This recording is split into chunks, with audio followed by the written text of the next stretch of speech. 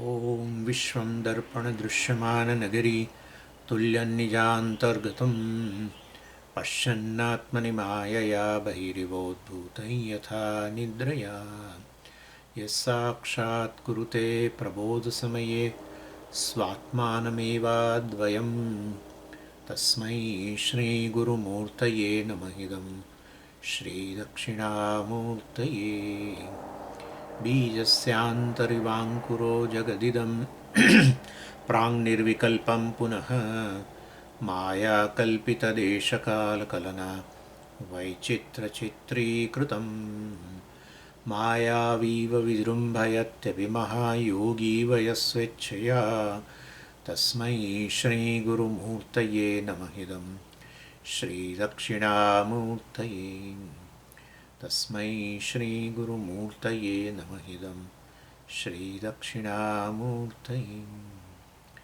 ॐ सहना भवतु सहनौ भुनक्तु सह वीर्यङ्करवावहै तेजस्विनावधीतमस्तु मा विद्विषावहै ॐ शान्तिः शान्तिः शान्तिः सदाशिवसमारम्भां शङ्कराचार्यमध्यमाम् अस्मदाचार्यपर्यन्तां वन्दे गुरुपरम्पराम् ॐ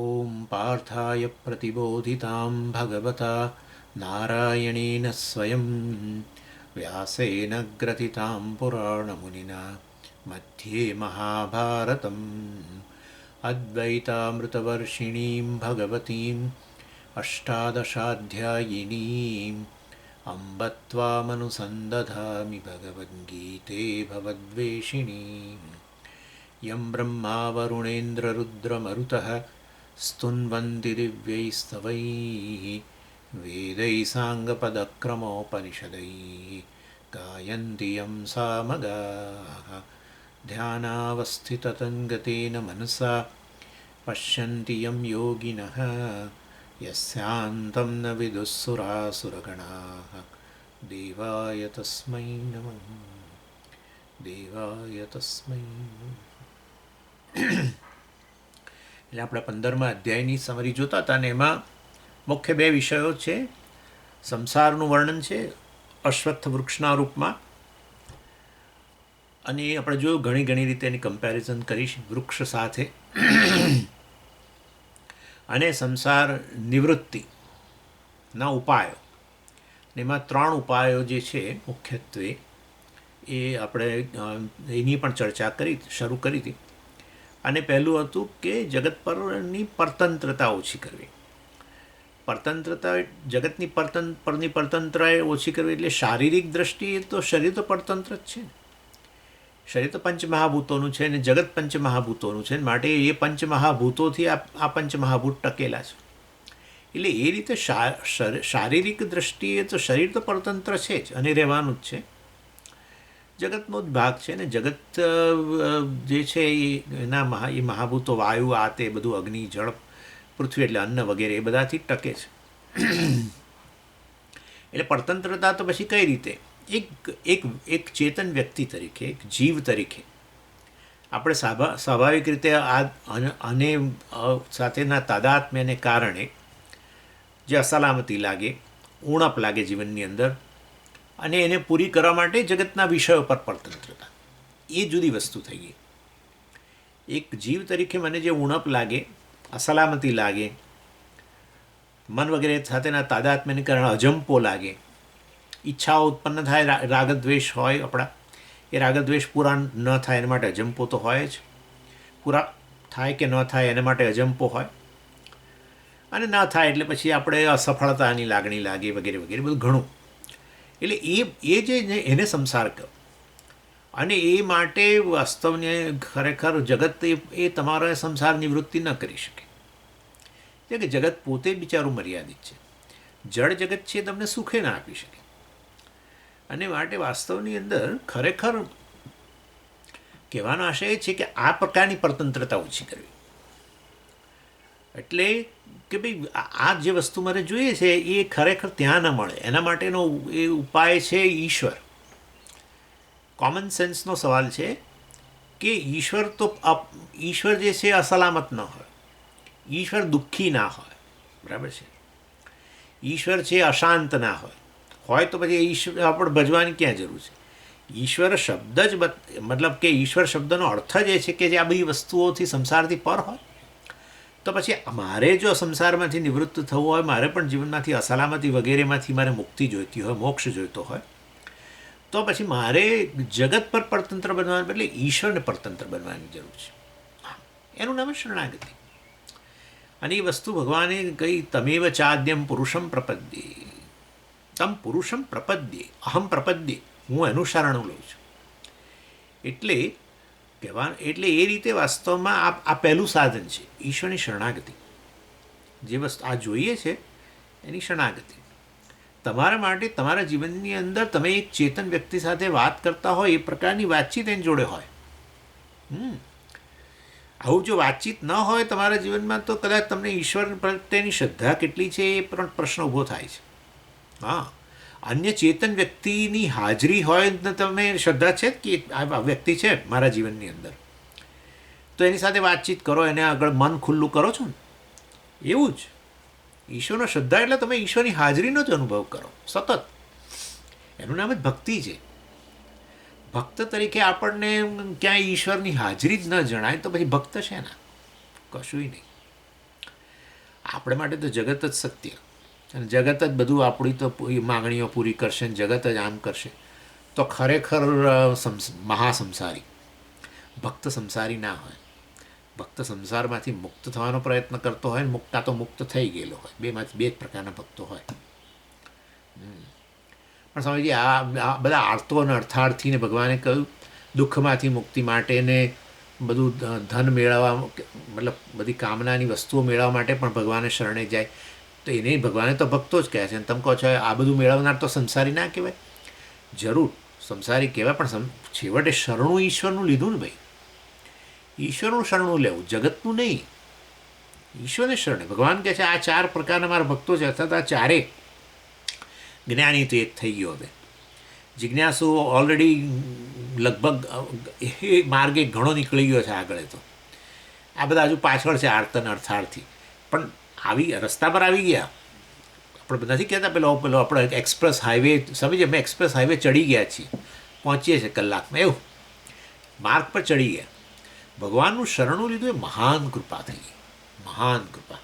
બધા શાસ્ત્રો છલોછલ ભરેલા છે. તમે જુઓ એક એક વાર્તા, એ તમે રામાયણ જુઓ કે મહાભારત જુઓ કે જે જોવો એ જુઓ, ઈશ્વરને શરણે ગયેલાનું જ કલ્યાણ થયું છે. જે પણ તમારી માગણી હોય, જે પણ નાનામાં નાની વસ્તુની માગણી ના હોય, એમનું જ કલ્યાણ થયેલું છે. જગતની પરતંત્રતાની એ તો લપડાક જ ખાવાનો વારો આવે. કારણ કે જે વસ્તુ તમે જે શોધો છો ત્યાં છે નહીં, અને શોધતા રહો છો ને એમાં લોહી લુહાણ થઈ જાઓ છો. અને કદાચ ખબર પડે ને ત્યારે ઘણું જીવનની સંધ્યા આવી ગઈ હોય, પછી તો કંઈ બહુ જાજુ, પછી તો બેટર લક નેક્સ્ટ ટાઈમ એવું કે ને આ લોકો અંગ્રેજી, બેટર લક. હવે ભાઈ ભવિષ્યમાં જોયું જશે, ભગવાન આપશે તો, આવો દેહ આપશે તો. એકવાર આપી આટલી મોંઘી ભેટ આપીને તમે એનો ઉપયોગ પેલા સ્વામીજી કહે છે કે પારસમણીનો ઉપયોગ ચટણી વાટવામાં કર્યો, પત્તા સમજીને એના જેવું. એટલે પછી ભગવાને વિચારે આમ બહુ દયાળુ છે, પણ પછી એ જેમ મા બાપ જે છે જેમ અત્યંત દયાળુ હોય પણ બહારથી થોડા કઠોર જણાય પેલા સંતાનના ભલા માટે, એવી રીતે એ દેખાય ખરો કઠોર, એકદમ ના આપે, પછી બીજી બધી યોનિઓ આપે. હું તમને ડરાવતો નથી, પણ આ વસ્તુ સમજવાની છે આપણે કે આ શરીર વગેરે પ્રાપ્ત થયું છે તો આપણું કર્મફળ છે, બરાબર છે, પણ કર્મફળ રૂપે આ દેહ આપનાર એ જ છે ને. આપણા તો બધા અનંત કર્મો છે, એમાંથી વળી આ જ પ્રકાર મનુષ્ય દેહ મળવા માટે અમુક પ્રકારના કર્મો જોઈએ, કર્મોને આધારે આ દેહ આપવા, બધું તો કર્મફળ દાતા જ કરી શકે. એટલે એ રીતે ઈશ્વરે દેહ આપ્યો છે, નક્કી જ છે. એટલે ચાલો એની એટલે આ રીતે અનન્યાસ ચિંતયંતો મામ યે જનાઃ પર્યુપાસતે તેષામ નિત્યાભિયુક્તાનામ વગેરે વગેરે. ભગવાને બહુ ઘણું કહ્યું. મચ્ચિત્ત સર્વદુર્ગાણી મત્પ્રસાદાત તરિષ્યસે. કહ્યું હતું મેં આ વસ્તુ તમને, મચ્ચિત્ત મારામાં ચિત્ત પરો, તારો ચિત્ત પરો એટલે તું જે તારો અહંકાર છે મને શરણે લાવ. સર્વ દુર્ગાણી મત પ્રસાદાત. તારા જીવનના જે બધા અવરોધો છે, આ બધી વસ્તુઓ તારે જે મેળવી છે એના માટે તું જજુમી રહ્યો છું, એ વસ્તુ મત પ્રસાદાત ભગવાન કહે છે, મારા પ્રસાદથી, મારા અનુગ્રહથી તું તરી જઈશ. તારી શરણાગતિ એ તારો પુરુષાર્થ છે, અને તારી શરણાગતિના અનુરૂપ જીવનના અવરોધો દૂર કરવા એ મારો પ્રસાદ છે. આ બે વસ્તુ છે. ચાલો, એટલે આ આપણો વિકાસ, મનુષ્ય જીવનનો આ વિકાસ, સાચા અર્થમાં વિકાસ, ભૌતિક વિકાસ નહીં. ભૌતિક વિકાસ એટલે શું? બાહ્ય બધું બહુ મેળવવું. ભૌતિક વસ્તુઓ વધારે મેળવતું, ભૌતિક વસ્તુઓનો ખડકલો થવો. 25મા વર્ષે ગયા હૈદરાબાદની અંદર, અને ત્યારે એક રૂમમાં ભાડે રહેતા હતા, અને એક નાનો ગેસ ને પેલું ને બે ચાર વાસણો ને 2-3 ડબલા ને બસ એક નાનો પલંગ ને બસ એમાં રહેતા હતા. અને પછી તો આપણો ભૌતિક વિકાસ થવા માંડ્યો. હવે એક રૂમની અંદર રાખી શકાય એટલો સામાન હવે નથી. હવે 2 રૂમનું ભાડે મકાન જોઈશે. અને પછી તો 2માંથી 3, એક છે એમાંથી 2 થવાના છે. લગ્ન થયા, હવે સમજીએ આ નાનું પડે છે, એટલે હવે મોટું એમથી. અને પછી કંઈ મોટું એટલે મોટું ઘર લઈને કે આપણે રૂમ ખાલી રાખીએ છીએ, એને ભરીએ. પછી બાળકોના રમકડાઓથી ભરાય ને, પછી આનાથી ભરાય ને તેનાથી ભરાય ને, વિકાસ આપણો થાય છે. બાહ્ય વિકાસ અંદર તો એવું નહીં. ઇનફેક્ટ વધારે ભૌતિક વિકાસ થાય છે, એમાં અંદર બધું ખાલી વધારે થતું જાય છે. એ કંઈ ખબર નથી પડતી કેમ આવું થાય છે. હા, આ હકીકત તમને કહું છું. એટલે લોકો બાળપણ યાદ કરે છે, એટલે લોકો પોતાના આગળ જે ગયા જીવનના વર્ષો એને યાદ કરે છે. સ્વામીજી બહુ ઓછું હતું તોય બહુ મજા હતી, હવે બધું ઘણું છે તોય મજા નહીં. એટલે આ બધું કડવું લાગે છે, પણ ન લગાડતા આપણે આપણા અનુભવોનું વિશ્લેષણ કરવા માટે જ કહું છું. હા, એનો અર્થ કે આપણે જે શોધી રહ્યા હતા એની માટે, એ શોધવાની માટેનો જે માર્ગ અપનાવ્યો હતો એ ખોટો હતો. વસ્તુ ખોટી નથી, એ બધું જોઈએ જીવનમાં. લગ્ન જીવન હોય, આપણા બાળકો હોય, અને બાહ્ય સગવડો હોય, એના માટે ધન મેળવી, બધું બરાબર જ છે, કશું ખોટું નથી. પણ આ બધાથી અહીંયા અંદર રહેલી મારી ઉણપ જતી રહેશે, એ એક ખોટું થઈ ગયું. એ ઉણપ દૂર કરવા માટે સમજો, કોઈ સ્વામીઓ, આપણા હિન્દુ સ્વામીઓ ક્યારેય જો કહેતા હોય તો એ ખોટું જ કહી રહ્યા છે. ભૌતિક વિકાસની અગેન્સ્ટમાં છે, જરા પણ નહીં. પણ ભૌતિક વિકાસ બરાબર આત્મવિકાસ એ ભૂલી જજો, એ નહીં થાય. કારણ કે માર્ગ જુદો છે. ઓલરેડી છો જ, ફ્રી છો. પછી ક્યાંથી ફ્રી હોવ તો પછી આ બધું ફ્રી શેમાંથી ફ્રી? મુક્ત, મતલબ સલામતીમાંથી મુક્ત જ છો. બહાર શોધો તો શું થાય? તો ખોટું જ છે ને. પેલા દોશીમાં બિચારા ઘરમાં સોય પડી ગઈ હતી, એને કહે છે બહાર અજવાળું છે ને, અત્યંત ગરીબ, એટલે લાઇટ વગેરે નહીં એની ઝૂંપડીમાં, અને કંઈ સાધતા કંઈક હવે સોય પડી ગઈ માતાજીને. તો હવે શોધવી કેવી રીતે? એક તો આંખોય નબળી પાછી. શું કરવું? તો કે બહાર લાઇટ છે ને, પેલી રસ્તા પરની લાઇટો હોય ને આપણી સ્ટ્રીટ લાઇટ, તો કે હું ત્યાં છે ને લાઇટ, એટલે હું ત્યાં શોધું. પૂજ્ય સ્વામીજી આને કહે છે મિસપ્લેસ્ડ સર્ચ. મિસપ્લેસ્ડ યુનિક વસ્તુ છે. વેદાંત જબરજસ્ત, એટલી બધી યુનિક વસ્તુ છે. આખી હ્યુમેનિટીને એડ્રેસ કરીએ છીએ. આટલા બિલિયન્સ ઓફ લોકો છે, બધા જે જન્મી રહ્યા છે, ને એ બધાને આ વસ્તુ કહી રહ્યા છે કે તમે જે જીવનમાં શોધો છો, જેના માટે દેહ આપેલો છે તમને ભગવાને, એ વસ્તુ તમે જ છો. હા, તમ દશમોસી, એને જ મહાવાક્ય કહેવાય. ચાલો, એનીવે, એટલે ઇન શોર્ટ કહેવાનો આશય છે આ પહેલું, ઈશ્વરને શરણે જવું એ બુદ્ધિમત્તાનું કામ છે. કારણ કે ઈશ્વર ખરેખર આ 3માંથી મુક્ત છે જ, અસલામતી વગેરેમાંથી. ઈશ્વર અપૂર્ણતામાંથી મુક્ત છે, ઈશ્વર શાંતિમાંથી મુક્ત છે, અજંપામાંથી મુક્ત છે. તો મારે જે જોઈતું હોય મારે એને શરણે જવું જોઈએ. અને ઈશ્વરને શરણે જાઓ ને એટલે ઈશ્વર આગળ માર્ગ બતાવે. શું માર્ગ બતાવે? કે તું ને હું એક જ છું, બસ. એટલે એ જ્ઞાન માટેની પછી બધી જ્ઞાન માટેની આખી ફેસિલિટી ઊભી કરે, એનું નામ અવરોધમાંથી મુક્તિ. સમજીએ કયા અવરોધો જે એ દૂર કરે એની કૃપા રૂપે. બસ આ તમારું મન તૈયાર કરવા મદદ કરે શુદ્ધિ માટે. આચાર્યો આચાર્યની સગવડ કરે તમારા માટે. હા, ટ્યુશન અને કે પૈસા હું આપી દઈશ. એ ભગવાન એમ કે પૈસા આચાર્યને આપવાના એ હું આપી દઈશ, પણ તું ભણ. હવે કરે એવું આચાર્ય તમે તમારા મારા જીવનમાં આ રીતે જ આવ્યા છે.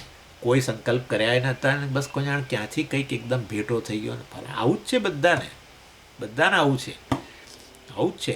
અમે તો નાનપણથી ગુરુને શોધી રહ્યા હતા અને એટલી બધી તડપ લાગી ત્યારે એકદમ પછી અમને ગુરુ મળ્યા. કશું નહીં, ખાતા પીતા હતા અને વળી એક દિવસ થયું કે આ કોઈ સ્વામી આવીને પ્રવચન કરે છે, તો ચલો જઈએ. ત્યારે અમે ઘરમાં બેઠા જ છીએ તો ચલો જઈએ. ગયા તો કે આ તો જુદું લાગે છે કંઈક આવું. અને પછી ક્લાસ ભરતા થયા ને આવું જ છે. કંઈ ટાઉન હોલમાં પ્રવચન હતું ને વળી કંઈક નજરમાં પડી ટાઈમ્સ ઓફ ઇન્ડિયામાં, અને ઓહો, અને આ સ્વામીજી તો કોઈકે કહ્યું કે આ સ્વામીજી તો બધું આમ વૈજ્ઞાનિક રીતે બધું સમજાવે છે ને આમ. એટલે વિજ્ઞાનના વિદ્યાર્થી તરીકે આપણને એમ કે ચલો જઈએ તો ખરા શું છે. અને પહોંચી ગયા અને ખબર પડે ઓહો આ તો ગજબની વસ્તુ છે. આનું નામ કૃપા. એટલે ઇન શોર્ટ ગુરુઓની આ રીતે ગુરુ પ્રાપ્તિ, પછી ઉપદેશ મળવો, ઉપદેશ માટેની અહીંયા ભૂમિકા તૈયાર કરવા મદદ કરે. બધી આ રીતે અવરોધો દૂર કરીને છેવટે ઈશ્વરને શરણે ગયા. તો પણ અમે તો આજીવનમાં તો કોઈ ઈશ્વરનું શરણું લીધું નહોતું. તો પૂરવાનું ભાઈ, તો પૂરવાનું. એટલે તમારે પૂર્વમાં જે કંઈક સારા કર્મો કર્યા હશે અને આ જન્મમાંય કર્યા હશે સારા કર્મો, તો છેવટે આ વસ્તુ પ્રાપ્ત થઈ. અને એ રીતે પછી ઈશ્વર કહે છે તું ને હું એક જ છું, અને માટે અસલામતી વગેરે બધું ગયું, મુક્તિ સંસારમાંથી. ચાલો, એટલે આ પહેલું. પછી બીજું છે દ્વંદ્વ સાધન. આ પહેલું સાધન ઈશ્વર શરણાગતિ. બીજું છે દ્વંદ્વમાંથી મુક્તિ. દ્વંદ્વૈર વિમુક્તા સુખ દુઃખ સંજ્ઞૈ ગચ્છન્તે મૂઢા પદમ અવ્યયમ તત. એ છે ને 15મા અધ્યાય. એટલે દ્વંદ્વમાંથી મુક્તિ. થોડીક આવું પ્રકારનું હેલ્ધી વલણ કે ભાઈ જે આ પ્રકાર આવે છે, હે, ઠંડી ગરમી, સુખ દુઃખ, જય પરાજય, માન અપમાન, ફલાણું દીકણું, વિરુદ્ધ વસ્તુ બધી, વિરુદ્ધ પેર બધી આવે છે ને જાય છે. આવું જ છે ને, આવે છે ને જાય છે. ઠંડી બહુ કરતા. તો હવે ગરમી આવી, અરે આ તો બહુ ગરમી સમજી તમે. આ એના કરતાં આ વર્ષે તો બહુ જ ગરમી છે. તમે ગયા વર્ષે આ એના કરતાં આ વર્ષે બહુ જ ગરમી છે, બહુ જ ગરમી. હમણાં ગરમી જતી રહેશે, થોડા દાડા વરસાદ પડશે ને પછી ઠંડી આવી. ઠંડી પછી આવે છે, કશું ટકતું નથી, એમ કહું છું. આનું નામ જ જગત છે. એટલે દરેક વખતે જુઓ. એટલે આ છે ને, આપણે બધું ગુજરાતીમાં બધું બોલતા હોય છે, સલાહ આપે વડીલો, થોડું સહન કરતાં શીખો. એ આ ગીતાનો ઉપદેશ છે. હા, થોડું સહન કરતાં આપણને ખબર નથી. એ જે તમને સલાહ આપે છે એને એના વડીલે સલાહ આપેલી છે. આ ચાલુ જ આવે છે આ રીતે પરંપરા. શાસ્ત્ર આપણા જીવનમાં વણાઈ જ ગયેલા છે, આપણી સંસ્કૃતિમાં જ વણાઈ ગયેલા છે. એટલે થોડું સહન કરતાં શીખો. દરેક વખતે પ્રાયશ્ચિત, કંઈક એનો ઉપાય કાઢો. અપમાન આવ્યું ને, ચાલો એને દૂર કરવાનો કોઈ ઉપાય કરો. અને આમાં અપમાન વગેરેની અંદર તો પેલું વેર લેવાની વૃત્તિ ને તે, એણે મારું અપમાન કર્યું છે ને હવે હું કંઈક એવો પ્રસંગ ઊભો કરીને એનું અપમાન કરું, ફલાણું ઢીકણું. એની કહેવાનો આશય છે વાસ્તવની અંદર આ તો બધો દ્વંદ્વ જે છે એના પરિહાર વગર, એ વસ્તુ ત્યાં કહી છે તિતિક્ષાની અંદર ખાસ. દ્વંદ્વ જે છે એનો પરિહાર કર્યા વગર, તસ્માદ અપરિહાર્યેર્થે નત્વમ શોચિતું અર્હસી. ભગવાને કહ્યું અપરિહાર્યેર્થે. કેટલીક વસ્તુઓ જીવનમાં આવવાની જ છે. અપરિહાર્ય એટલે જેને કદી નિવારી જ નહીં શકાય, અને પરિહાર કરવાની જરૂર નથી. પરિહાર એટલે સમજો છો ને, પ્રાયશ્ચિત. એને કંઈક આવ્યું છે ને એને દૂર કરો. થોડીક ઠંડી લાગીને પછી તરત કંઈક પેલું તાપણું કર્યું, સહેજ ગરમી લાગીને પછી એર કન્ડિશનર ચાલુ કરી દીધું. થોડું સહન કરો. દ્વંદ્વૈ વિમુક્તા. સહન કરવાથી આપણી ઇમ્યુનિટી વધે, આટલું હોય છે. આપણા દેશના લોકો અને અહીંયા આ દેશના લોકો, પ્રદેશની વાત કરી રહ્યો છું, એમાં બહુ મોટો આટલો તફાવત છે. અને અહીંના લોકો જે છે એ થોડાક ઇમ્યુનિટી, એમની શારીરિક ઇમ્યુનિટીની વાત કરું છું, ઓછી છે, ઘણી ઓછી છે. કારણ કે સહન નથી કર્યું.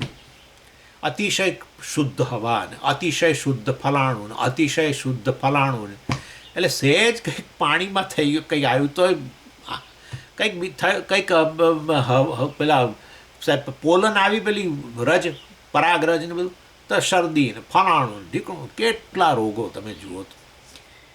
કારણ કે અને આપણા તો પેલા ધૂળમાં જ ઉછરેલા છે બધા, તમે હું ધૂળમાં જ રમતા હતા. એટલે હવે આપણને કંઈ એવું થઈ જાય નહીં. એટલે આપણા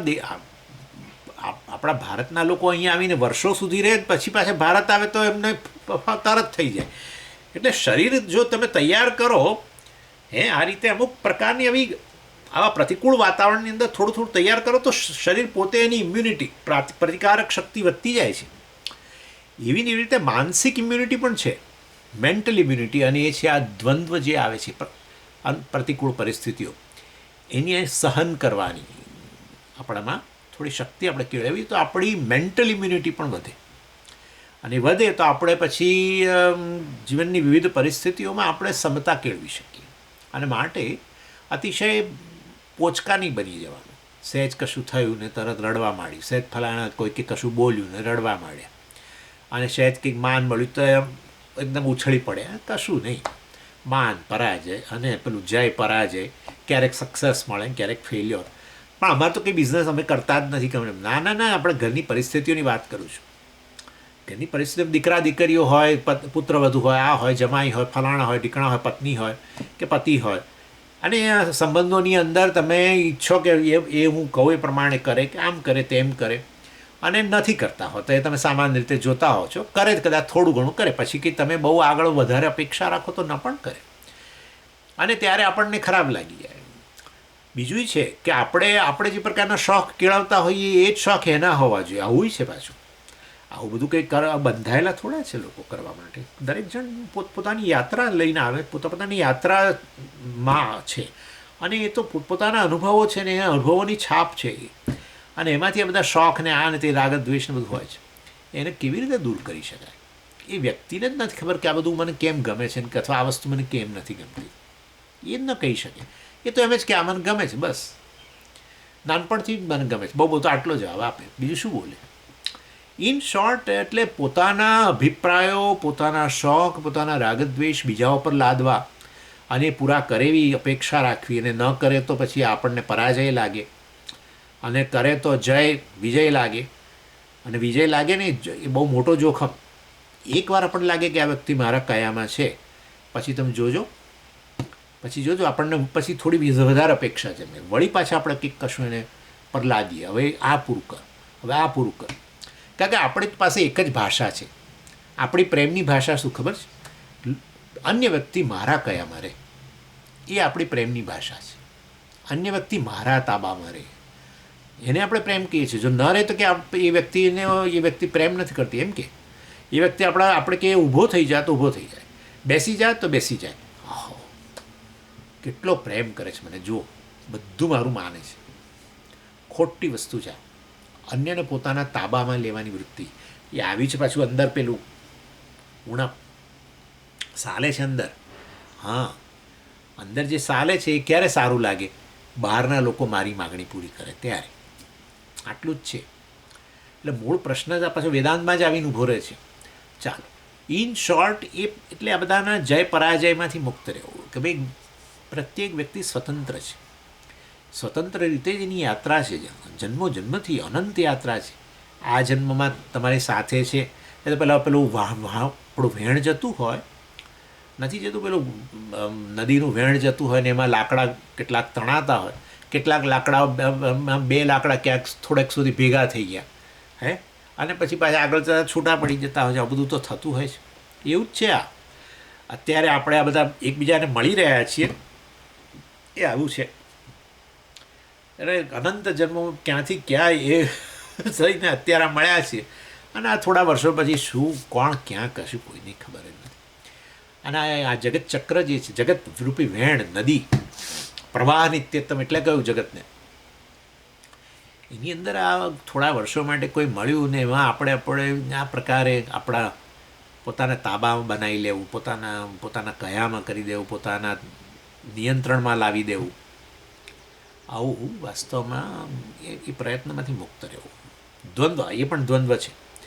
દ્વંદ્વ, કારણ કે આ બધું વસ્તુની બહુ અસર થાય છે આપણા મન પર, બહુ જ અસર. જતું જ નથી પછી મનમાંથી, જાય જ નહીં.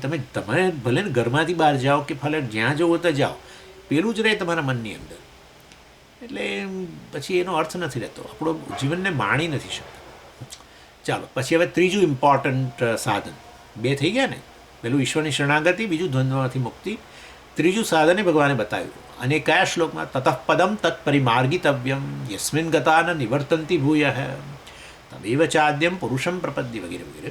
એ તતઃ પદમ તત્પરિમાર્ગિતવ્યમ, પરિમાર્ગણમ એટલે ઈશ્વરના સ્વરૂપ, ઈશ્વરને શરણે ગયા, ઈશ્વરના સ્વરૂપનો વિચાર, ઈશ્વર કોણ છે વગેરે. ઈશ્વર વિચાર કહો, આત્મવિચાર, એક જ વસ્તુ. અથવા તો બ્રહ્મ જિજ્ઞાસા, બ્રહ્મને જાણવાની ઈચ્છા, પરિમાર્ગણમ કહેવાય. તતઃ પદમ તત્પરિમાર્ગિતવ્યમ. અને એ જે છે આ પ્રકારનું વિશ્લેષણ અથવા આ પ્રકારની ઇન્ક્વાયરી, આ પ્રકારનો વિચાર એટલે આપણે શાસ્ત્રમાં, વેદાંતમાં વિચાર એટલે આપણે વિચારે ચડી ગયા છે કે એવું નહીં, એ તો બધું રિએક્શન. અહીંયા વિચાર એટલે વિશ્લેષણ, આત્માના સ્વરૂપનો વિચાર, ઈશ્વરના સ્વરૂપનો વિચાર, વિશ્લેષણ એમ. અને એ 2 રીતે થાય. મતલબ એમાં 2 પરિબળો છે વિચારની અંદર, વિશ્લેષણમાં. એક તો છે આચાર્ય, એની મદદથી થાય, અને બીજું છે શાસ્ત્રની મદદથી થાય. આ બંનેની મદદથી આપણે ઈશ્વરના સ્વરૂપનો, આત્મ સ્વરૂપનો, બ્રહ્મ સ્વરૂપનો આપણે વિચાર કરી શકીએ. એટલે ઈશ્વર ખરેખર પછી શરણે ગયા ત્યારે આપણે ઈષ્ટ દેવતાના રૂપમાં જોતા હતા, એક રૂપની અંદર જોતા હતા, એક વ્યક્તિ, પર્સનલ ગોડ કે ને, ઈષ્ટ દેવતા આપણે દરેકને હોય ઈષ્ટ દેવતા. એટલે ઈશ્વરને શરણે ગયા ત્યારે આપણે એને એક વ્યક્તિના રૂપમાં માનતા હતા, અને એ વસ્તુ સારી જ છે, તો જ સંબંધ બાંધી શકીએ. ઈશ્વર સર્વવ્યાપી છે, અનંત છે. હવે અનંત સાથે શું સંબંધ? મારે આ આકાશ સાથે શું સંબંધ? તમે મને કહો. આવો સર્વવ્યાપી આકાશ, એની સાથે મેં સંબંધ બાંધ્યો, સર્વવ્યાપી વસ્તુ સાથે નહીં. હવે હું પોતે જ મારી જાતને એક રૂપવાળો માનતો હોઉં, એક રૂપ કે આકારવાળો માનતો હોઉં, તો પછી ઈશ્વર જેની સાથે સંબંધ, ભક્તિ, શરણાગતિ વગેરે, તો એને પણ એક રૂપવાળો જ માનું, અને ખોટું નથી, બરાબર જ છે. એટલે એ રીતે વાસ્તવમાં એ શરૂમાં બહુ મદદરૂપ છે. પરંતુ આપણે વિચારવાનું કે ખરેખર આપણા જેવું જ આવું એક આકારવાળો, રૂપવાળો હોય તો મર્યાદિત જ હોય. તો ઈશ્વર મર્યાદિત હોય તો પછી ભાઈ મારા જેવો જ થયો, તો પછી બધી રીતે મર્યાદિત. જેમ કે હું કહું હું શરીર છું, શરીરધારી કે શરીર, જીવ, તો પછી બધી રીતે મર્યાદિત. દેશ, કાળ, બધી રીતે, જ્ઞાન, બધામાં પછી તો મર્યાદા આવે, શક્તિમાં મર્યાદા આવે, બધી વસ્તુઓની એના પર અસર થાય. મર્યાદિત વસ્તુ કોને કહેવાય? જેના પર દેશની અસર, કાળની અસર, બધી વસ્તુઓની અસર થાય, જેમ કે શરીર પર થાય જ છે. તો પછી એટલે ઈશ્વરે આવો ખરેખર આવો એક રૂપવાળો જ હોય, ભલે અત્યારે મને દેખાતો નથી, પણ ક્યાંક એ રૂપમાં જ બેઠેલો છે કોઈ જગ્યાએ, સ્વર્ગમાં, અહીંયા તો અહીંયા, વૈકુંઠમાં, ફલાણામાં, સાકેત લોકમાં, કે જ્યાં પણ, કે કૈલાસમાં, આવી રીતે એક રૂપમાં બેઠેલો છે. અને ત્યાંથી એટલે આવું આપણા મનની અંદર રહેતું હોય તો પછી આપણે ખરેખર આ ઈશ્વરના સ્વરૂપનો આપણે વિચાર નથી કર્યો. ઈશ્વર આવો તો ના જ હોય ને, એટલો આકારવાળો. એટલે વાસ્તવની અંદર તો પછી ખરેખર તો આપણે ઈશ્વરના સ્વરૂપનો વધારે વિચાર કરવાની જરૂર છે. આપણને શરૂમાં મદદરૂપ થયું, આપણને શરૂમાં જે મદદરૂપ કઈ રીતે થયું કે આપણે સંબંધ બાંધી શક્યા. તમે અત્યારે જગતમાં જેન જે સંબંધ બાંધો છો એ હવે તમારા જેવા જે ગ્રુપવાળા જ છે, બરાબર છે. મેં તમને કહ્યું આકાશ સાથે સંબંધ નથી બાંધી શકતા, પરંતુ સામે બીજી એક વ્યક્તિ હોય તો એની સાથે સંબંધ બાંધી શકો. અરે જળ વસ્તુ સાથે સંબંધ હોય ને આપણો, કે આ મારી ડબ્બી છે વગેરે, કે કાર હોય તો કે મારી કાર છે, ઘર હોય તો મારું ઘર છે, પણ બધી વસ્તુ એક આકાર હોય, એક આકાશ એ પણ જગતનો ભાગ, પણ આપણે એની સાથે સંબંધ નથી બાંધી શકતા, કાળ સાથે સંબંધ બાંધી નથી શકતા. જુઓ, મેં આજે સમય સાથે સંબંધ બાંધ્યો, આવું કંઈ હોતું હશે. એટલે જે વસ્તુઓ સંબંધમાં કોઈ આપણને રૂપ આકાર વગેરે ન જણાય, એમાં સંબંધ બાંધી જ ન શકીએ. એટલે સંબંધ બાંધવા માટે, ભક્તિનો ઉદય કરવા માટે, શરણાગતિ માટે હોવું જરૂરી છે ને, એ બરાબર છે. પણ આપણે પછી વિચારવાનું આગળ કે આ ખરેખર ઈશ્વરનું સ્વરૂપ ના હોઈ શકે, તો ઈશ્વરનું સ્વરૂપ શું છે એ આગળ પછી આ શાસ્ત્ર અને આચાર્યની મદદથી આગળ જે તમે કરો વિશ્લેષણ, એને પરિમાર્ગણમ કહેવાય. એટલે ભગવાને કહ્યું તતઃ પદમ તત્ પરિમાર્ગિતવ્યમ. પરિમાર્ગિતવ્યમ, તારે આવું પરિમાર્ગણ કરવું જોઈએ. યસ્મિન ગતાહ, અને પછી આવું પરિમાર્ગણ કરીને ન નિવર્તનતી, ખરેખર પછી એ લોકો ફરી આ જન્મ મરણ કે સંસાર વગેરેના ચક્રની અંદર આવતા નથી. એટલે એ મુખ્ય સાધન આમાં પછી વિશ્લેષણ, એટલે કે ઈશ્વરના સ્વરૂપનો વિચાર, એટલે કે પછી જ્ઞાન, આચાર્ય અને શાસ્ત્રની મદદથી જ્ઞાન પ્રાપ્ત કરવું ઈશ્વરના સ્વરૂપનું, જે છેવટે ઈશ્વરના સ્વરૂપનું જ્ઞાન એ જ આત્મ સ્વરૂપ છે, અને માટે આત્માનું જ્ઞાન પ્રાપ્ત કરવું એવો અર્થ થાય. એટલે પરિમાર્ગણનો અર્થ બ્રહ્મ વિચાર કહો, આત્મવિચાર કહો, આત્મજ્ઞાન કહો. અને પછી એ મુખ્ય સાધન થઈ ગયું, બરાબર. અને ગૌણ સાધન શું એ તો તમે જાણો જ છો. ગૌણ સાધન તો આપણા કર્મયોગ વગેરે. સર્વમ કર્માખિલમ પાર્થ જ્ઞાને પરિસમાપ્યતે તદ્વિધિ પ્રણિપાતેન પરિપ્રશ્નેન સેવયા. એટલે વાસ્તવની અંદર પ્રશ્ન કરવો, જિજ્ઞાસા, તે બધું એ તો જ્ઞાન. સર્વમ કર્માખિલમ પાર્થ, અખિલમ કર્મ સર્વમ, અખિલમ કર્મ જ્ઞાને સમાપ્યતે. એટલે પહેલાં જે કર્મ કરતા હતા એ કરેલા એ બધા જ્ઞાનમાં પરિણમે. એનો અર્થ એવો થયો કે ગૌણ સાધન કર્મ સંબંધી હતું, કર્મયોગ વગેરે એ અનેક છે. ગૌણ સાધનો અનેક, મુખ્ય સાધન એક. જ્ઞાન જુઓ, છેવટે સંસારમાંથી મુક્તિ જોઈએ છે ને. સંસારમાંથી મુક્તિ માટે ઈશ્વરના સ્વરૂપનો વિચાર કે આત્મજ્ઞાન પ્રાપ્ત કરવું, બસ એક જ સાધન. હવે જ્ઞાન પ્રાપ્તિ માટે પણ એક જ સાધન. જ્ઞાન પ્રાપ્તિ માટે શું સાધન? શાસ્ત્રની મદદ, શાસ્ત્ર મહાવાક્યનો વિચાર, બરાબર છે. એટલે એ પણ એક. પરંતુ એના પહેલાં અધિકારી યોગ્યતા મેળવવા માટે અનેક સાધન. ચિત્ત શુદ્ધિ જોઈએ, થોડે ઘણે અંશે મન જે છે થોડુંક ચિંતાઓમાંથી, થોડે ઘણે અંશે અજંપામાંથી થોડું મુક્ત જોઈએ આ જ્ઞાન મેળવવું છે તો પછી. એટલે પછી એના માટે અનેક સાધન. અરે પ્રાણાયામ એ સાધન. પ્રાણાયામ કરો તો ચિત્ત શુદ્ધિ થાય, જપ કરો તો ચિત્ત શુદ્ધિ થાય, તમે તીર્થયાત્રા કરો તો ચિત્ત શુદ્ધિ થાય. અવરોધો જવામાં આ એકે તક જવા નહીં દેવી. બસ રોજે રોજ ભગવાન એક એક દિવસ આપ્યો છે કેશ, બહુ મોટી કેશ છે આ તો. એટલી બધી કેશ આપે છે રોજ સવારે આપણે ઉઠીએ છીએ એ જ ત્યારે જ તાળી પાડી દો, હાશ ભગવાન ઉઠાડે. કેટલાક બિચારો સૂતા પછી ઊભા બીજા લોકમાં જ જાગે અહીંયા. હા, એટલે ભગવાને આપ્યો. ક્લેપ યોર હેન્ડ્સ, પૂજ્ય સ્વામીજી હંમેશા કહેતા, સવારે ઉઠો એટલે આજે રોકડા ને કાલે ઉધાર. કાલનું ઉધાર જ છે ભાઈ, કારણ કે આજની રાત પડવાની છે, એટલે કાલે રોકડું થાય કે નહીં ખબર નથી. એટલે દુકાનદાર જેવું છે. આપણે દુકાનદાર છીએ, દુકાનવાળા છીએ, અને આપણે એક બોર્ડ મારી જ રાખીએ છીએ, આજે રોકડા કાલે ઉધાર. એટલે આજે રોકડું મળ્યું છે તો પછી ભગવાનનો પાડ માનો ભાઈ સવારે. હા, પાડ માનો. Thank you, oh dear God, thank you. પછી શું, પણ કેશ તો આપી, પણ પછી એનો ઉપયોગ, પૈસા તો ઘણા લોકો જોડે હોય, કેટલાક એનો સારો ઉપયોગ કરે, કેટલાક આ બધા દારૂ ફલાણા ઢીકણા. એટલે દિવસ રોકડો મળ્યો છે તો સારો ઉપયોગ કરો. એક તમારા જીવન જાગ્રત કાળના કર્મોમાં ઈશ્વરને જોડતા જાઓ, બસ આટલું કરો. આ ચિત્ત શુદ્ધિ. એટલે તમે પૂજા કરો, પ્રાણાયામ કરો, જપ કરો, તીર્થયાત્રા કરો, ગમે તે કરો, આ બધી વસ્તુ ચિત્ત શુદ્ધિ લાવે. એટલે આ ગૌણ સાધનો અનેક છે. ગૌણ સાધન એટલે જે ચિત્ત શુદ્ધિ માટેના સાધનો એ તો અનેક છે, જેને યોગશાસ્ત્ર કહ્યું ભગવાને. ઇતિ શ્રીમદ ભગવદ્ ગીતાસુ ઉપનિષત્સુ બ્રહ્મ વિદ્યાયામ યોગશાસ્ત્રે. બ્રહ્મ વિદ્યા એટલે આ પરિમાર્ગણ યોગશાસ્ત્ર. એ ઘણા જે અનુકૂળ આવે. સમજ, હું તો અનુલોમ વિલોમ કરું છું, આ કરો ને ભાઈ, એ ચિત્તશુદ્ધિ લાવે. કર્યા પછી પ્રાણાયામ કર્યા પછી લાગે જ છે મન શાંત થયું એવું લાગે જ થોડું, હા લાગે છે, બસ કરો. અને એની અસર આપણા શરીર પર પડે, શરીર સ્વસ્થ હોય, આવું જ હોય છે. શરીર સ્વસ્થ હોય ત્યારે મનમાં થોડી સ્વસ્થતા હોય છે, અને મન સ્વસ્થ હોય ત્યારે એની અસર શરીર પર પણ સારી પડતી હોય છે. જોડે જ જાય છે. હવે તો સિદ્ધ થઈ ગયું છે. એનીવે, એટલે આ રીતે ગૌણ સાધનો અનેક. મુખ્ય સાધન જ્ઞાન, એના માટે તો શાસ્ત્ર અને આચાર્ય, મહાવાક્ય વિચાર. અને જ્ઞાન મોક્ષ માટે પણ જ્ઞાન એક જ વસ્તુ, એક સાધન. જ્ઞાન માટે પણ શાસ્ત્ર વિચાર આચાર્યની મદદથી, એ પણ એક જ વેદાંત વિચાર, એક જ સાધન, બીજું કંઈ જ નહીં.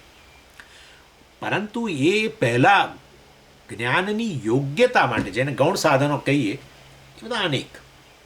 અરે આસન પણ ખરા, યમ નિયમ પણ ખરા, બધું. એટલે એમાં ઘણી વિવિધતા છે. ચાલો, એટલે એ થઈ ગયું આ ત્રીજું ઇમ્પોર્ટન્ટ. આ રીતે 3 સાધનોની વાત કરી. શેના માટે? સંસાર નિવૃત્તિ માટે. સંસાર વૃક્ષ સમજાવ્યું કે સંસાર એટલે શું, અને પછી સંસાર નિવૃત્તિના ઉપાયો. આમ 15મા અધ્યાયની 2 મુખ્ય વિષયો જે છે એમાં. અને પછી ભગવાન છેવટે ફળની વાત કરે છે. અને અને ફળ શું હોય? બસ આ ઈશ્વર સાક્ષાત્કાર, આપણે બોલીએ ને, ઈશ્વર સાક્ષાત્કાર કર્યો, આત્મ સાક્ષાત્કાર. આમ શબ્દ બહુ મોટો, બહુ એમાં કંઈ આમ બહુ પેલું બહુ મોટું વજન ના લઈ દેતા. સાક્ષાત્કાર, અમને તો સાક્ષાત્કાર થયેલો છે એમ કે. સાક્ષાત કરોતી હતી સાક્ષાત્કાર.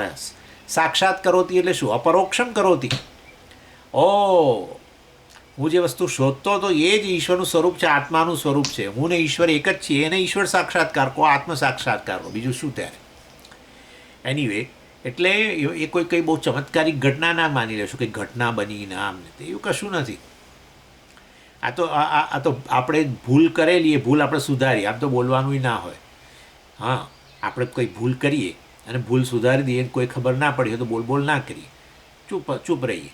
ઓહ, મેં તો આવી ભૂલ કરેલી, મેં તો આવી ભૂલ કરી, એવું કંઈક કરે ના. પણ સ્વામીજી, એ પેલી નિખાલસતા લાગે. પણ કોઈ નિખાલસતા ત્યારે કહેવાય જ્યારે તમને કોઈ પૂછે તો તમે સાચું કહો કે ભાઈ હા, મારાથી ભૂલ થઈ હતી. એ નિખાલસતા. કશું કોઈ પૂછ્યું નહીં, કંઈ નહીં, તોય પાછી મોટેથી બૂમો પાડી. ના, તો મૂર્ખામી છે કે જીવનભર શોધતા રહ્યા ને જન્મો જન્મ શોધતા રહ્યા. એટલે મહાન ભૂલ કરી છે આ તો. જ્યારે જન્મીએ ત્યારે પરાંચી ખાની બહાર જ આમ, હા પેલામાં લાગે છે મને સર, એ પેલા ત્યાં શાંતિ લાગે છે, હા પેલામાં સુખ છે. અલા ભાઈ, આ તો મૂર્ખામી છે. એકાદ નાની ભૂલ નથી આ તો. અને માટે સુધારી રહ્યા હો ત્યાં પછી કે કંઈ તમારી ગાથા ના ગાશો. એટલે હા, મને સાક્ષાત્કાર થઈ ગયો છે ને. Don't give weightage. સુધારી લીધી, ચૂપ રહો. હા, એટલે આ રીતે અહીંયા ભગવાન હવે છેવટે આ ફળની એટલે સાક્ષાત્કાર. અને ભગવાન કહે છે ન તદ ભાષયે તે સૂર્ય ન શશાંકો ન પાવક યદગત્વા નથી તદ્ધામ પરમમ મમ. એટલે ભગવાન અહીંયા કહે છે આ તો આ એકચ્યુઅલી થોડું કઠોપનિષદનું ભગવાનને ખબર કઈથી આ બધું આ કઠોપનિષદની બહુ અસર લાગે છે. મૂળ કૃષ્ણ યજુર્વેદી હોવા જોઈએ. આ બધું હવે આપણે ઉમેરીએ. ન તત્ર સૂર્યો ભાતિ ન ચંદ્ર તારકમ નેમા વિદ્યુતો ભાંતિ કુતોય અગ્નિ. તો 2-3 ઉપનિષદમાં છે આમ. હા, એક જગ્યાએ નથી. એટલે આમ તો પેલું આપણે કર્પૂર આરતી દીપારાધન કહીએ, એના માટે આપણે વાપરતા હોઈએ. ન તત્ર સૂર્યો ભાતિ ન ચંદ્ર તારકમ નેમા વિદ્યુતો ભાંતિ કુતોય અગ્નિ. તમારી આરતી ઉતારું છે જો. એટલે કહેવાના છે એ છે, જો આ 3 ઉપનિષદની અંદર તો કેટલો મહત્વનો મંત્ર. આ એક મંત્રની સમજ જીવન તારી દે. એક જ મંત્ર સમજી, એક મંત્ર કહો બસ, જે મને બસ મારે તમારું કશું સાંભળવું જ નથી. તમે બધું બહુ બોલ કરો છો, નૈષ્કર્મ્ય સિદ્ધિ ફલાણું, મારે આ બધું જો મને એક મંત્ર આ જે ભગવાન 15મા અધ્યાયમાં ભગવાને થોડુંક આમ તેમ કરીને કહી દીધું. ન તદ ભાષાય તે સૂર્ય ન શશાંકો ન પાવક યદગત્વા ન નિવર્તનતે તદ્ધામ પરમમ મમ. મારું ધામ, પરમધામ, મારું સ્વરૂપ આ છે.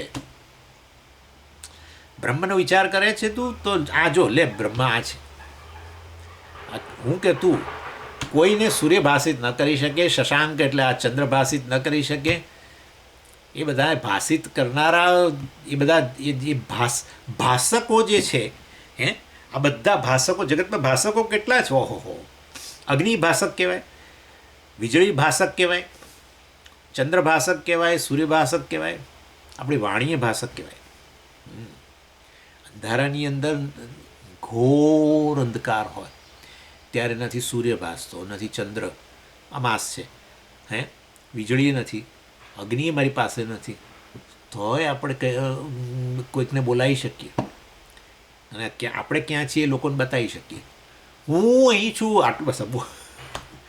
એટલે લોકો આપણને શોધતા હોય અંધારાની અંદર અને આ કશું જ નથી, તોય આપણે ભાષિત થઈ શકીએ.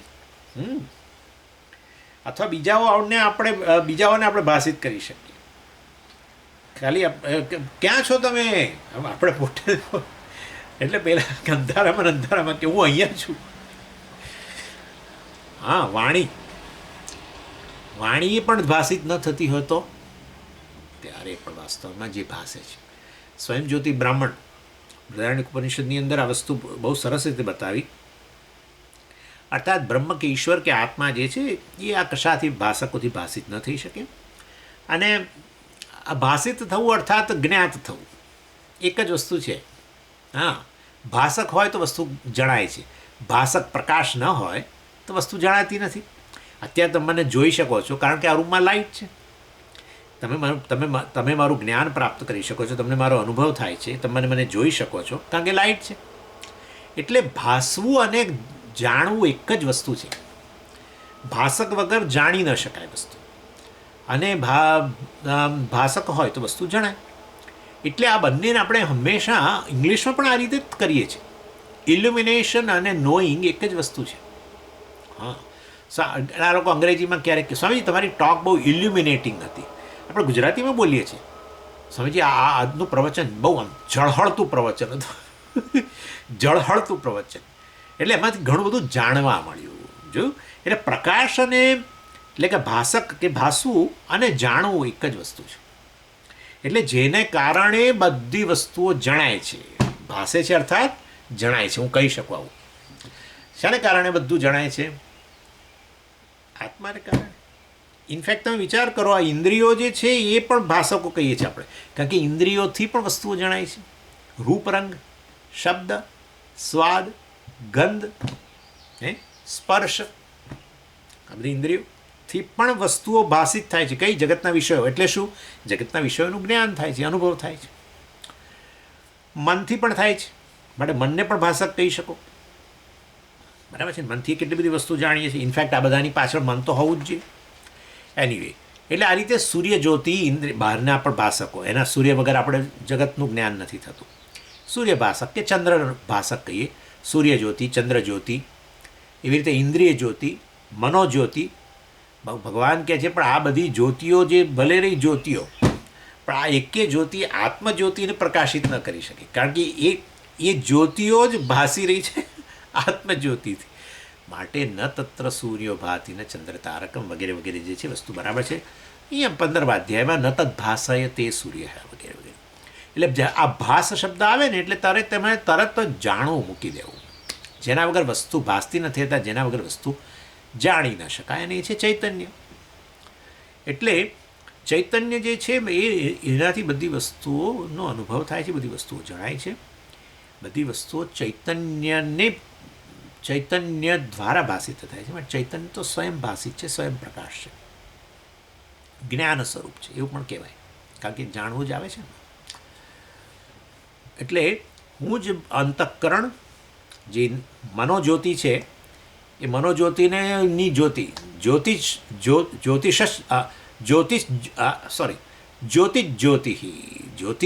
એટલે જ્યોતિની પણ જે જ્યોતિ છે જે સ્વયં જ્યોતિ છે, એના થકી મનરૂપી જ્યોતિ કે ઇન્દ્રિયરૂપી જ્યોતિ કે આ બધું આ બધી જ્યોતિ બહાર રહેલી સૂર્યચંદ્ર વગેરે બધી જ્યોતિઓની પણ જે જ્યોતિ છે જે એમને પણ પ્રકાશિત કરે છે. એટલે બૃહદારણ્યક ઉપનિષદનો એક સરસ મંત્ર આવ્યો, અદ્રષ્ટો દ્રષ્ટા. આ એવો દ્રષ્ટા છે જે ક્યારેય દ્રષ્ટ ન બને, ક્યારેય દ્રષ્ટિનો વિષય જ ન બની શકે. અવિજ્ઞાતો વિજ્ઞાતા, આ એવો વિજ્ઞાતા છે જે ક્યારેય એ જ્ઞાનનો વિષય ન બની શકે. અશ્રુત શ્રોતા એ એવો શ્રોતા છે કે જે ક્યારેય સાંભળી ન શકાય અથવા શ્રવણનો વિષય ન બને. અમંતો મનતા, આ એવો મનતા છે, એવો વિચાર, એવો શું જેને કહીએ, એવું મંથન કરનારો છે, એવું વિચારનારો છે જેનો કદી વિચાર ન કરી શકાય, અર્થાત એને વૃત્તિનો વિષય ન બનાવી શકાય. નાન્ય અસ્તિ દ્રષ્ટા, નાન્ય અસ્તિ શ્રોતા વગેરે વગેરે, આવું બૃહદારણ્યક ઉપનિષદમાં પણ આવ્યું. Ever the subject never the object, હંમેશા વિષયી જ છે. આ બધા વિષય બને છે, અંતઃકરણ અહંકાર વિષય બને ને, ઇન્દ્રિયોને વિષયી બનાવો. ઇન્દ્રિયો વિષયી, દૃક કહીએ આપણે, જગત દૃશ્ય, ઇન્દ્રિયો દૃશ્ય વિષય, મન દૃક વિષયી, મન પણ દૃશ્ય, આત્મા દૃષ્ટ. અને માટે છેવટનો દૃક આપણે દૃક દૃશ્ય વિવેકમાં જોયું હતું. દૃક દૃશ્યમાં આપણે જોયું છેવટનો દૃક એવો છે, છેવટે આ વિષય જ વાસ્તવમાં સર્વ વસ્તુને પ્રકાશિત કરનાર છે.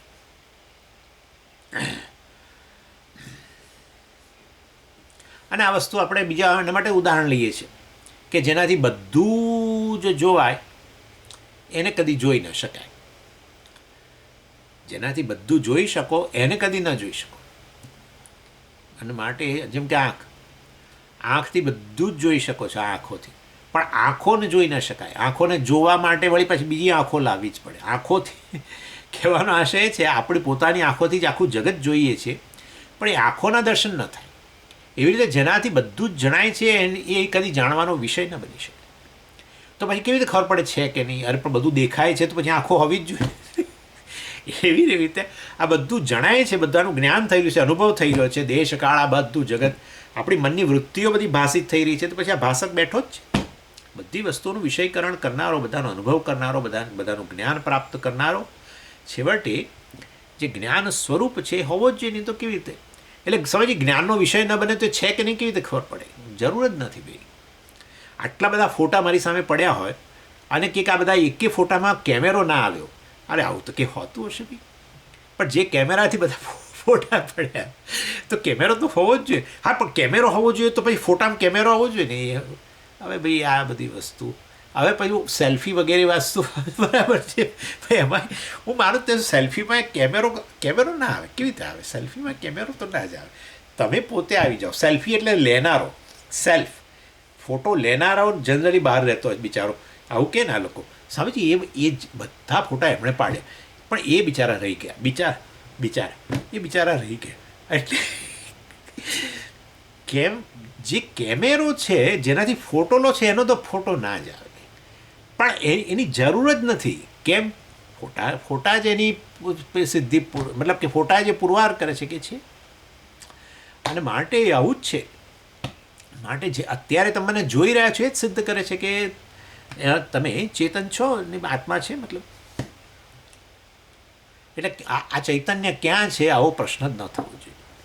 ચૈતન્ય ક્યાં છે આવો પ્રશ્ન ન થવો જોઈએ. દેશ ભાસે છે તો ચૈતન્યમાં, કાળ ભાસે છે ચૈતન્યમાં, આકાશ ભાસે છે ચૈતન્યમાં, સૂર્ય ભાસે છે, ચંદ્ર ભાસે છે, ફલાણું ભાસે છે, ગ્રહો ભાસે છે, તો ભાષક બેઠો જ છે. ભાઈ ભાષકને ભાષિત કરો, બીજો ભાષક ક્યાંથી લાવશો? હવે જેમાં બધું ભાષે છે એવો સ્વયં ભાષક હોવો જ જોઈએ. એ તમે છો, એને જ પ્રત્યેગાત્મા કહો. પ્રત્યેગાત્મા, જેનાથી નજીક બીજો આત્મા જ ના હોય, જેનાથી અંદર. પ્રત્યેકનો અર્થ ઘણીવાર અંદર, ઘણીવાર નજીક. જે કરો તે હુંથી નજીક કશું ના હોય. અંતઃકરણે પણ નહીં. હુંની નજીક હું જ. હુંની નજીક હું જ સૌથી નજીક. એમ ઇન શોર્ટ, એના પરથી ઉપનિષદનો ઉપશબ્દ આવ્યો. ઉપશબ્દનો અર્થ થાય જે સમીપમાં છે, સૌથી સમીપમાં આ જ વસ્તુ. બાકી બધું રિલેટિવ છે. અત્યારે આ કેમેરો તમે લોકો છો એના કરતાં આ કેમેરો મારી નજીક છે, બરાબર ને? કે આ કમ્પ્યુટર નજીક છે, કે આ રૂમ મારી નજીક છે. એ રૂમ કરતાં આ શરીર નજીક છે, શરીર કરતાં આપણું ઇન્દ્રિયો નજીક છે, ઇન્દ્રિયો કરતાં આપણું મન વધારે નજીક છે, વૃત્તિઓ બહુ નજીક છે. વૃત્તિ કરતાં પણ વૃત્તિનો ભાષક હું, એની નજીક, એનાથી આગળ કશું નહીં. માટે હું પ્રત્યેગાત્મા, એ હું જ ચૈતન્ય છું. આ ચૈતન્યને બહાર શોધવા ન જશો. જેમાં બધું ભાષિત થઈ રહ્યું છે એ ચૈતન્ય તમે છો. અને બધું ભાષિત થઈ રહ્યું હોય તો તમારું તો કોઈ વાસ્તવની અંદર કોઈ માપ જ નથી. અને એ રીતે તમે બ્રહ્મ છો. આ બ્રહ્મ વિચાર કહેવાય, પરિમાર્ગણ. એટલે અને આ બધાનો ભાષક તો રહે છે જ. આ બધું જતું રહે તોય રહે છે. આ બધું ભાષે છે ત્યારે તો એ છે જ.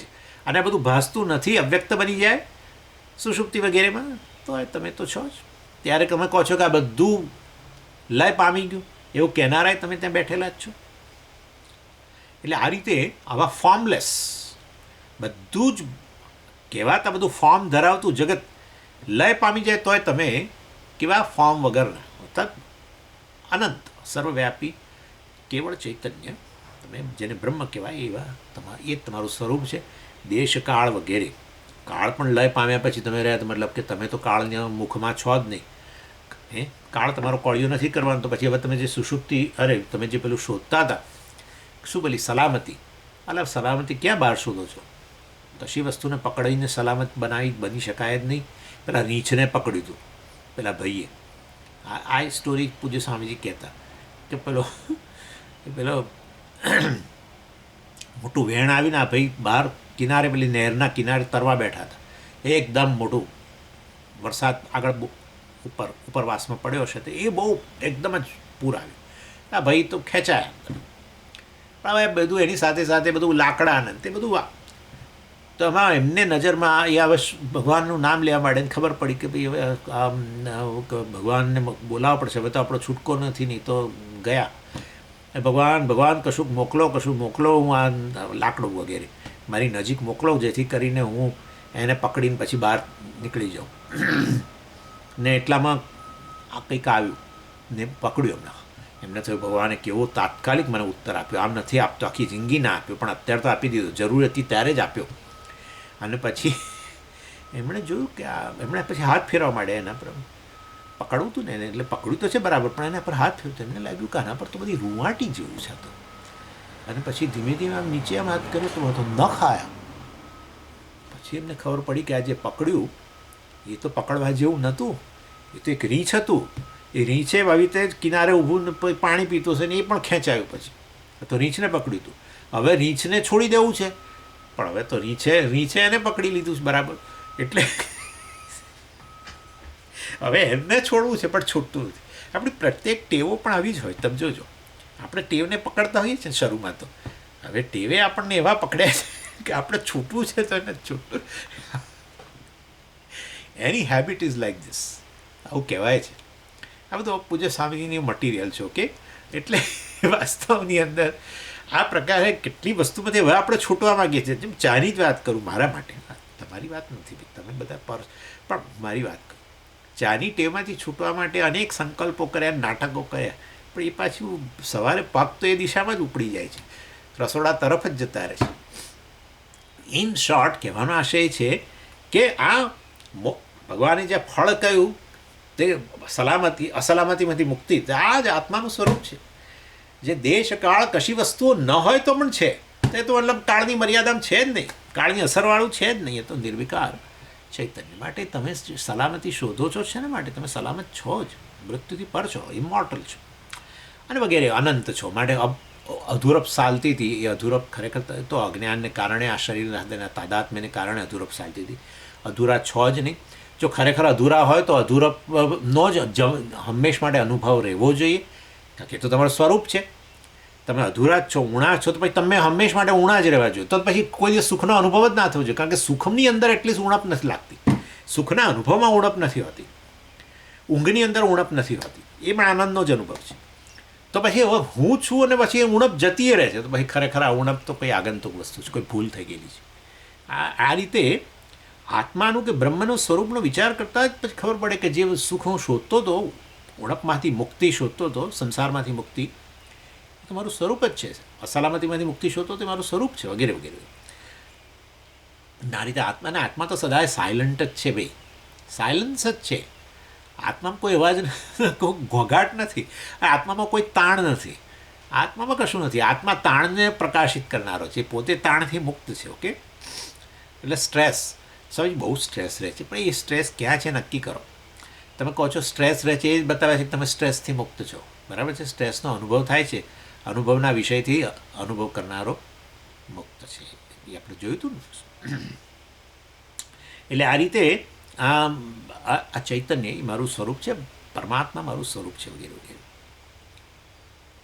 આ થયું ઈશ્વરના સ્વરૂપનું ચિંતન. પહેલાં એક રૂપમાં આપણે ભજવાનું શરૂ કર્યું, સંબંધ બાંધ્યો, એની કૃપા મેળવી અને છેવટે પછી આ રીતે જ્ઞાન થઈ ગયું. એટલા માટે ભગવાન મયા તતમિદમ સર્વમ જગદ અવ્યક્ત મૂર્તિના ભગવાને કહ્યું. અન્યત્ર 15માંથી એમ નહીં, મયા તતમિદમ સર્વમ, મયા મારા દ્વારા જ ઇદમ સર્વમ જગત તતમ, તતમ એટલે વ્યાપ્તમ, આ સમગ્ર જગત મારાથી જ વ્યાપ્ત છે, બધું ભાષાઈ રહ્યું છે ને, બધાનું જ્ઞાન થઈ રહ્યું છે. બસ તો પછી હું એને વ્યાપીને રહેલો છું, ચૈતન્ય જ વ્યાપીને રહેલું છે, તો જ જ્ઞાન થાય છે. એટલે આ રીતે આ બીજો ટોપિક મોક્ષ સાધન અને ફળ, એ બીજો ટોપિક.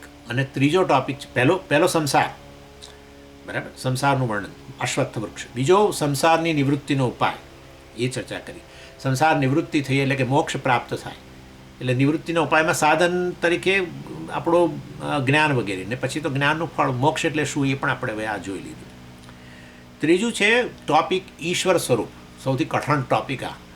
ઈશ્વર સ્વરૂપની પણ ભગવાને અહીંયા વાત કરી હતી, અને એ છે કે ભગવાન કહે છે કે આ સમગ્ર જગત જે છે એ બંને વાસ્તવ, એ જગત જેમાં બે વસ્તુ છે, એક છે ભોગતા અને ભોગ્ય, જે આપણે પંચદશીમાં ચર્ચા કરી છે એ જ પ્રકારનું છે. બંનેના રૂપમાં હું જ રહેલો છું. અર્થાત તને આ જગતમાં ચેતન અચેતન બે જણાય છે, પરંતુ છે હું જ. ચેતન રૂપે પણ હું જ રહેલો છું, ચૈતન્ય, અને અચેતન રૂપે પણ હું જ ચૈતન્ય રહેલો છું. ભોગતા અને ભોગ્ય રૂપે હું જ છું, જીવ અને જગત રૂપે હું જ છું. એટલે અર્થાત હું આ પ્રકારનું નાટક કરી રહ્યો છું. ખરેખર હું જીવ બન્યો નથી કે જગતે બન્યો નથી. બંનેનો લય થઈ જાય તોય પણ વાસ્તવમાં હું તો ચૈતન્ય જે છે એ નિર્વિકાર ચૈતન્ય, અસંગ ચૈતન્ય, કૂટસ્થ ચૈતન્ય છું જ. એટલે આ રીતે બહુશ્યામ પ્રજાએ, હે ને, તૈત્તરીયમાં આવે ને, બહુશ્યામ, હું જ આ બહુરૂપે, બહુરૂપે એટલે ભોગતા રૂપે અને ભોગ્ય રૂપે, ચેતન રૂપે, અચેતન રૂપે, જીવ રૂપે, જગત રૂપે હું જ રહેલો છું. એટલે વિજ્ઞાનમ છે, અવિજ્ઞાનમ છે, તૈત્તરીયમાં આવ્યું. વિજ્ઞાનમ એટલે ચેતન, અવિજ્ઞાનમ અચેતન, બધા રૂપે હું જ છું. તો પણ આવું નાટક શેના માટે કરે છે? બસ આનંદ કરવા માટે. તો શું બીજું તારે બધા નાટકો તો આનંદ માટે જ હોય ને, ત્યારે શું હોય એવું છે. અભિનય કરે જીવ અને જગત રૂપે. જગતે પોતે જીવ ભોગતાય બને ને ભોગ્ય બને, પછી મજા ટ્રાન્ઝેક્શન. કે એકલો પડી ગયો એટલે પછી થાય કે હું હવે એકલો પડી ગયો તો કંઈક હવે બેકલો બનો. આવું આવ્યું. સહ એકાકી ભવતી, ઉપનિષદમાં, બૃહદારણ્યક ઉપનિષદમાં, સહ એકાકી એકલો થઈ ગયો. એટલે હવે બીજું તો મારા એના સિવાય બીજું છે નહીં, એટલે શું કરશે? એટલે પછી પોતાના જ ભાગ કર્યા જાણે જીવ અને જગત, અને પછી બસ મજા કરે છે, ભોગતા રૂપે ભોગ્ય પ્રપંચ સાથે વ્યવહાર કરે છે બસ. અને આ રીતે એ પેલું બોર થઈ જતો તો એમાંથી મુક્ત થઈ ગયું, એવું કહેવાનું આપણે. પણ આ વસ્તુ કે એમને બહુ સાચી નથી લાગતી. પણ રોજ કરો છો ને ભાઈ, તો એ તો શાસ્ત્ર બતાવે તમને ખબર પડે, નહીં તો બધું રોજ અનુભવ થાય છે, પણ બધું એમ જ જાય છે. અનુભવમાંથી શીખવાનું કામ જ એના માટે તો શાસ્ત્ર છે, નહીં તો શેના માટે શાસ્ત્ર છે? અનુભવ જગતના થતા હોય એમાં સાચું શું ખોટું શું જાણવા માટે તો વિજ્ઞાન છે, નહીં તો શાના માટે વિજ્ઞાન ભણવાની જરૂર છે? એવું છે અહીંયા. આ વિજ્ઞાન રોજ અનુભવ થાય છે. શેનો? તમે એક જ છો પણ બની જાઓ છો બે. શેના માટે? બસ ખેલ કરવા માટે. ભોગતા ભોગે બની જાઓ છો કે નથી બનતા? બનો જ છો ને. સ્વપ્ન દ્રષ્ટા, સ્વપ્ન ભોગતા અને સ્વપ્ન જગત ભોગ્ય, બની જ જાઓ છો. જળ ચેતન બની જાઓ છો કે નથી બની જ જાઓ છો. કેટલીય જળ વસ્તુઓના દર્શન કરો છો, દર્શન કરનારા તમે છો. ચેતન અચેતન બધું બનો જ છો. આવું છે. એટલે જેવા સૂઈ જઈએ અને ઊંઘ આવે એટલે આપણું પેલું વીસી પ્લેયર કે ને, આ લોકો વીસી પ્લેયર, વિડીયો પ્લેયર ચાલુ થઈ જાય. ટુક ટુક ટુક ટુક ટુક ટુક. કેટલી મિનિટ ચાલે ખબર નહીં, પણ ચાલે. વળી પાછું બધું શાંત થઈ જાય. એટલે તમે એક ચેતન અને તમારી વાસનાઓ, તમારાથી અભિન્ન મિથ્યા, એનાથી આખું જગત જે તમે સપનાની અંદર જે નામરૂપ જુઓ છો ને, નામરૂપ, અનેક નામ અનેક રૂપ મતલબ એને તો નામ પણની વાસના છે તમને, એ બધું વાસના છે. અને બધું ભાસી રહ્યું છે એ પેલા ચૈતન્યથી વ્યાપ્ત હોવાને કારણે. બરાબર છે. એટલે આ રીતે સમગ્ર જગત જે છે, અને એમાં કેટલાક ચેતન પાછા, કેટલાક રૂપ ચેતન. આવું મનુષ્યોને તમે જુઓ તો એ બધા ચેતન રૂપે જુઓ.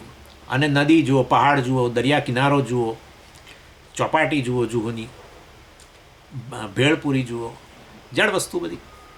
આ બધું તમે ભેળપુરી તમે બનો છો અને દરિયા કિનારો તમે ભેળપુરી ખાના તમે વિચારો, તમે બધું બનો છો કે નથી બનતા? ખરેખર બનો છો નથી બનતા, ખેલ જ કરો છો. જાગો ત્યારે ખબર પડે જ છે તમને, ન જાગો તો બધું તમારા સમય જાય છે, પણ જાગો તો ખબર પડે જ છે કે આ બધું હું જ ખાલી એક દેખાતો હતો, ભોગતા ભોગ્ય રૂપે, ચેતન અચેતન રૂપે, જીવ જગત રૂપે હું જ જણાતો હતો. આપણો અનુભવ છે જ આ તો. એટલે આમ એ દ્રષ્ટિએ કે આ પણ એટલું જ થાય છે પાછું. અજ્ઞાન તો છે ને, નિદ્રા, અને એને કારણે આપણી જ વાસનાઓ જ નામરૂપ રૂપે અભિવ્યક્ત થઈ. અને વાસનાઓ આપણાથી, મારાથી, હું ચેતનથી અભિન્ન હોવાને કારણે બધી ભાષિત પણ મારાથી ચૈતન્યથી જ થઈ. પરંતુ વાસ્તવમાં એ અજ્ઞાનને કારણે, નિદ્રાને કારણે હું આ જાગ્રત પુરુષ છું એ ભૂલાઈ ગયો. નિદ્રાનું આવરણ આવ્યું એટલે. અને પછી પેલો હું સ્વપ્ન પુરુષ છું એ સાચું લાગવા માંડ્યું. અને હું સ્વપ્ન પુરુષ છું એ સાચું લાગે એટલે પછી સ્વપ્ન જગત મારાથી એટલું જ સત્ય મારાથી ભિન્ન લાગે. અને પછી એ સ્વપ્ન જગતની સ્વપ્ન પુરુષ પર અસર ને આ ને તે ને, એમાંથી પછી આપણને દુઃખ ને ભય ને. કેટલાય લોકો ઊંઘમાં કશું કેવું જુએ ને, કોઈકનું મૃત્યુ જુએ કે કશું કંઈ જુએ, પછી રડે, હું કશું. એટલે આજુબાજુ સૂતેલા હોય ને, એ શું થયું કરીને ઊભા. એટલે સુખ દુઃખનો અનુભવ ત્યાંય થાય. કારણ કે આપણે આપણી જાતને સ્વપ્ન પુરુષ માન્યો, અને સ્વપ્ન જગતની અંદર કોઈકનું મૃત્યુ, કંઈક ભયનું કોઈ સોર્સ, ચોર જોયો, આ જોયો, વાઘ જોયો, ફલાણું જોયું, એટલે પછી આપણે એની અસર આપણા પર થઈ જણાય. પણ જાગીએ એટલે ખબર પડે, ઓહો એમ કહીએ, હસીએ પછી તો એ વખતે આવું છે. આ જ્ઞાનીઓ આવું કરે છે. જ્ઞાની પુરુષો છે ને, અત્યારે આપણે બધા અત્યારે સ્વપ્નમાં છીએ. આપણે બધા હું કરીએ છીએ. સંસાર આપણે જોયું હતું પેલા પક્ષીઓ અવાજ કરે જાત જાતના. હા, એક સરસ શ્લોક છે, તમને કહીશ આવતી વખતે, બહુ મોટો શ્લોક છે. એમાં આવું છે કે આ જગતની અંદર ક્યાંક આનંદનું વાતાવરણ છે. એક જ શેરીની અંદર એક જગ્યાએ આનંદનું વાતાવરણ છે, ને એ શેરીના નાકા પર કોઈનું અવસાન થયું છે, ત્યાં લોકો રડી રહ્યા છે. કોઈ જગ્યાએ લોકો બધા બગીચામાં ફરી રહ્યા છે, ત્યાં બધા આહા હો કરે છે. અને બગીચાની બહાર જ હોસ્પિટલ છે, ને હોસ્પિટલની અંદર બરાબર આવું છે. બધા જગતમાં અનેક બધા પક્ષીઓ વિવિધ પ્રકારના અવાજ કરે છે સંસાર વૃક્ષ પર બેસી. હા, આ બધું એક જ જગતમાં છે. પણ આ બધાની અંદર પેલો જ્ઞાની જે છે, આ બધા હું આહા બધામાંથી મુક્ત થઈ ગયેલો છે. એ આમ કહે છે, એ આમ કરે છે, જાગી ગયો છે. આપણે બધા સ્વપ્નમાં છે. માંડુક્યમાં એટલે જ કહ્યું આ બધું સ્વપ્ન જ છે, સ્વપ્ન જેવું જ છે. માંડુક્યની અંદર જાગ્રત સ્વપ્નનો ભેદ જ ન રાખ્યો. જાગ્રત સ્વપ્નનો ભેદ ન રાખ્યો. નિદ્રા એ નિદ્રા, પણ સ્વપ્ન ને જાગ્રત સ્વપ્ન. તો પછી જાગવાનું શું? એ જ્ઞાની એ જાગ્યો. આ બધું એક જ છે. ઓહો, જીવ અને જગત બધું એક જ છે. ને આ ખરેખર મારી જાતને જીવ માનીને આ જગતથી હું અત્યંત પરેશાન થતો હતો. ખરેખર આ બધું ખેલ જ છે, મારો જ ખેલ છે, વગેરે વગેરે. એટલે ભગવાને કહ્યું મમૈ વાંશો જીવલોકે. પાછો આજે 15મો અધ્યાય પૂરો ના થયો, કશો વાંધો નહીં. ઓમ પૂર્ણમદ પૂર્ણમિદમ પૂર્ણાત પૂર્ણમુદચ્યતે પૂર્ણસ્ય પૂર્ણમાદાય પૂર્ણમેવાવશિષ્યતે. ઓમ શાંતિ શાંતિ શાંતિ. હરિ ઓમ શ્રી ગુરુભ્યો નમઃ. હરિ ઓમ.